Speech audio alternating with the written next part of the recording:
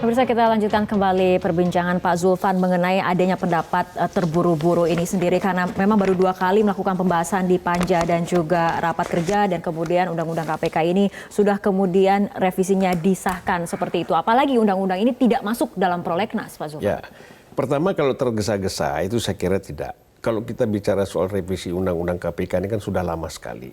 Jadi dalam bentuk konseptualisasinya sudah lama itu ada. Kemudian kan memang sekarang ini baru kita mulai. Karena untuk bahwa periode ini memang harus menyelesaikan hal-hal yang krusial. Nah, karena dari segi timing, kenapa kemudian di masa akhir jabatannya kemudian disahkan revisi undang-undang sendiri dan kemudian ini banyak pihak yang berupaya menyuarakan bahwa sebaiknya ditunda mengenai revisi undang-undang KPK ini sendiri. Misalnya saja dari 4 mantan pimpinan KPK yakni Taufikur Rahman Ruki, Eri Riana Harjapamekas, Tumpak Hatorangan Panggabean dan Chandra Hamzah yang meminta pemerintah dan DPR menunda revisi undang-undang KPK dan bersikap terbuka mengenai revisi dengan meminta masukan dari para pimpinan KPK, mantan pimpinan KPK dan para ahli hukum. Bahwa kami para senior berharap bahwa pembahasan itu jangan terburu-buru.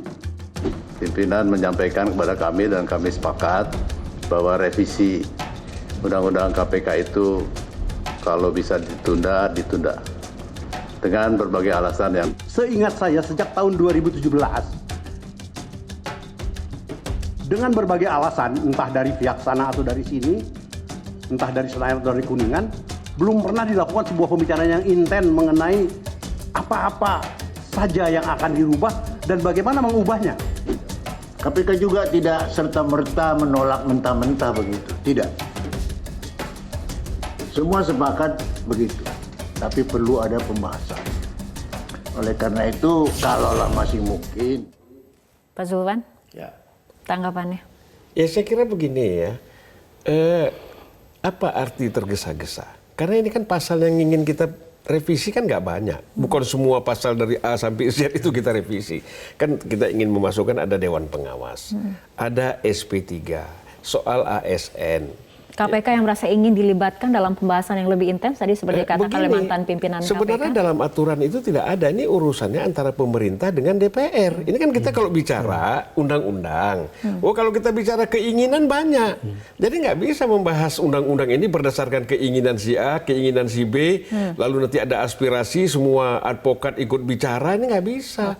Makanya ini ada prosedur. Undang-undang mengatakan bahwa kita yang paling penting itu adalah dengan pemerintah, dalam hal ini presiden diwakili menteri Kumham, itu sudah dilalui semua. Sedikit lagi, kalau bicara terbuka, sangat terbuka. Ya, jadi persoalan mulai dari pansel sampai kepada kita capim KPK, ya. Kemudian semua proses ini kita lakukan secara terbuka di DPR. Cuman mau hadir atau tidak? Saya lihat Ibu Basaria itu Panjaitan hadir loh. Nah, ini kita lihat dari prosesnya saja sudah kemudian mengundang perhatian dari publik dan isi dari RUU KPK yang disahkan juga mengundang sorotan dari publik. Di antaranya pasal 37E, Prof. Gayus, mengenai pemilihan anggota Dewan Pengawas. Prof. Gayus melihatnya seperti apa? Saya justru melihat bahwa tidak ada lembaga ini yang betul-betul tanpa pengawasan. Ya, semua lembaga diartikan dalam teori-teori hukum itu semua power itu harus limited by power atau limited by law. Itu harus ada. Sehingga dia menjadi check and balance system. Itu Montesquieu.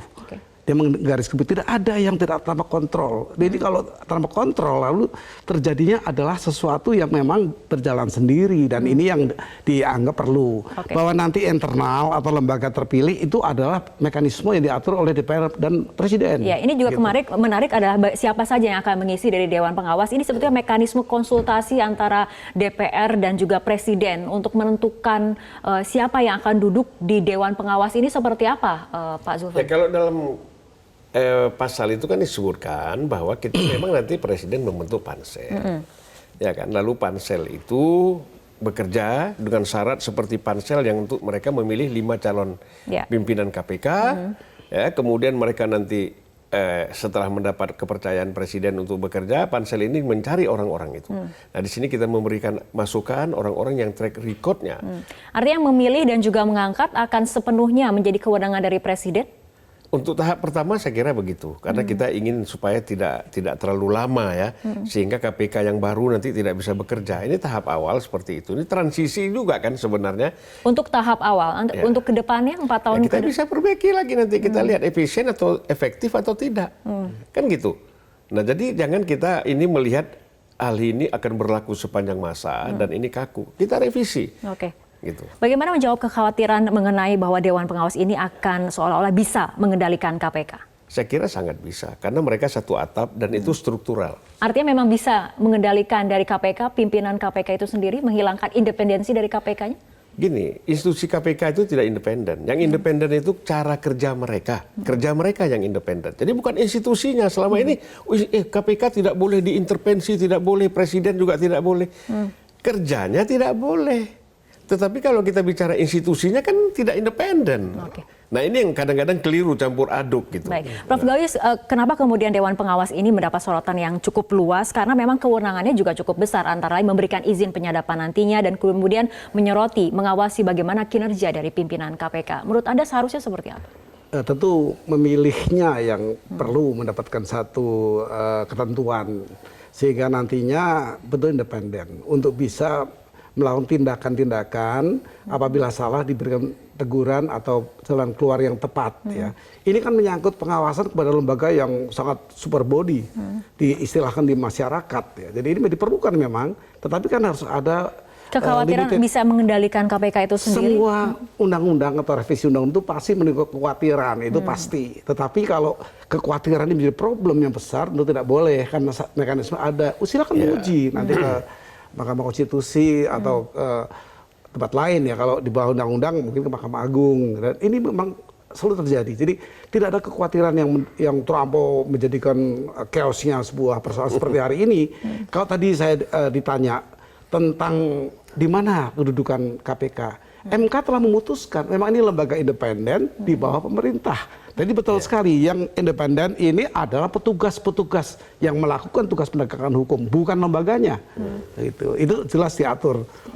Mengenai pasal berikutnya mengenai kewenangan SP3 sendiri, catatan dari Prof. Gayus seperti apa? SP3 itu menyangkut HAM, hak asasi manusia yang mendasar. Bisakah sesuatu yang ditemukan nyata-nyata memang ada sesuatu yang perlu diperhatikan, tapi dengan konsep tidak boleh di SP3 ini menjadi melanggar HAM yang berat sebenarnya. Hak orang ditinggalkan harus ada, kalau nyata-nyata nanti terjadi orang itu meninggal, masih ada sampai hari ini HAM atas orang meninggal, tapi ternyata kedudukan sebagai tersangka tidak bisa gara-gara pasal itu. Oke, tapi lagi-lagi membahas mengenai kekhawatiran yang terjadi akibat adanya pasal kewenangan SP3 ini adalah mengenai adanya transaksional jual beli kasus, Pak Zulfan. Saya kira enggak, ya kan ada, makanya disitulah kenapa disinkronkan dengan ada Dewan Pengawas, ada SP3. Jadi kalau sudah ada Dewan Pengawas, kemudian masih ada jual beli kasus dengan alasan SP3, di sini kan ada fungsi Dewan Pengawas. Itu yang kita harus lihat gitu. Kalau yang seperti tidak ada Dewan Pengawas, kita kasih dia kesempatan SP3, itu bisa saja terjadi. Oleh karena itu kan perlunya Dewan Pengawas, sebenarnya kita ini terlalu terkonsentrasi pada persoalan penyidikan, penyadapan. Tugas KPK ini banyak yang belum berjalan. Kenapa? Soal anggaran dan SDM misalnya.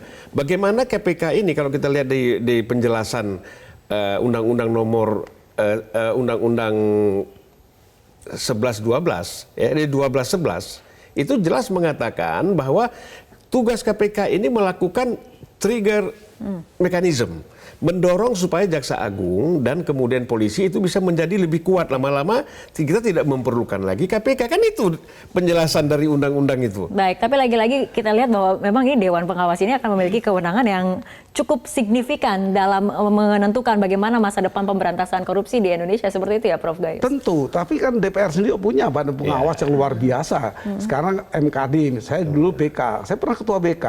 Ini BK mempunyai kewenangan yang tinggi untuk mencari dan nanti menemukan. Mencari itu berarti laporan-laporan itu kita perhatikan.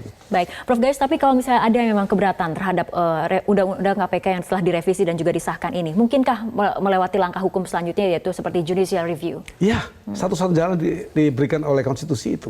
Artinya hak menolak itu tidak ada di publik. Yang ada adalah menerima, dan kalau merasa tidak cocok mengajukan itu seperti itu. Karena sifat undang-undang itu harus diterima. Karena itu suatu ketentuan untuk memberi ketertiban masyarakat. Baik, Pak Zulfan dan juga Prof. Gayus, terima kasih telah berbincang bersama kami dalam Prime Time News untuk malam hari ini.